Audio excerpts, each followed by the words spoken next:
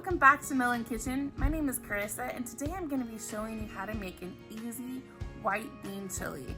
It's tasty, it's simple to make, one pot meal, it's the way to go.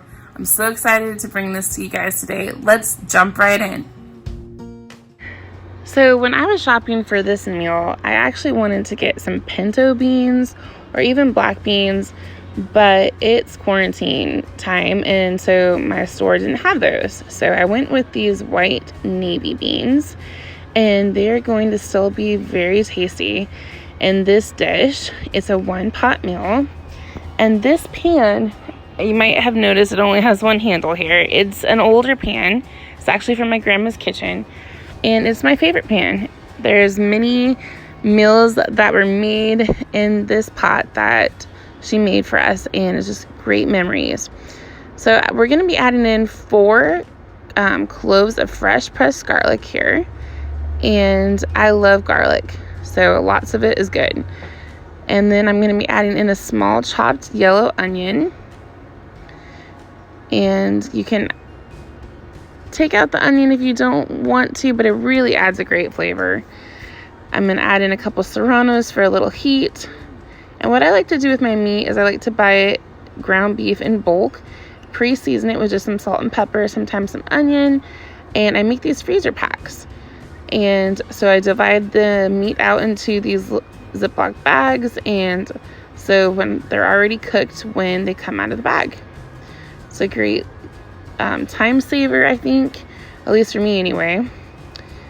And this particular hamburger, I had already added some onion to it as well, so we're going to get that in there. And then the next thing what we're going to add in is some Rotel. I like the diced tomatoes and green chilies. It's a milder flavor. I just love those pre-seasoned tomatoes. And then I'm going to use some cooking stock, some chicken cooking stock. You could use beef stock if you wanted, vegetable stock. Chicken's my favorite flavor, so I'm going to add that in there. I always like to get the unsalted. You can always add salt, but once salt's in, it's in. It's stuck. So here we come to our seasoning. We're going to get some garlic salt. I love the Lawry's brand. This isn't sponsored. I just like to share that. It is my favorite seasoning. I use this all the time. And then I'm going to add in some fresh black pepper.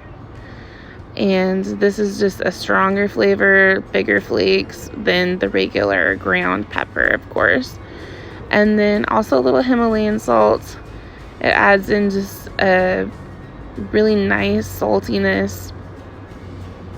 And I'm going to add in some chili powder in a little bit. And we'll get this going on the oven. I'm going to bring it up to a boil and then down to a simmer. And here we have it. It is up to a boil.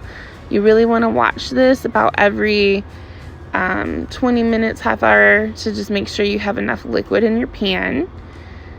And it's cooking nicely. I'm going to bring it down to a simmer, and we'll just let it heat through until those beans get really soft. I did a pre-soak. You can also soak them overnight. So I'm going to add in some chili powder here. Normally I would also add in some cumin, but I'm out. So I'm just adding the chili powder in for some extra flavor. And our chili is about done.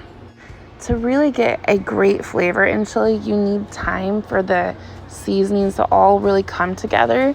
So even if your beans are almost ready, it's nice to put it down on a low heat and just let it soak in the last little bit of cooking, or turn the heat off just as it's finishing and just let it sit there and absorb the seasoning and the flavor. You don't want mushy beans, but you do want a good flavor.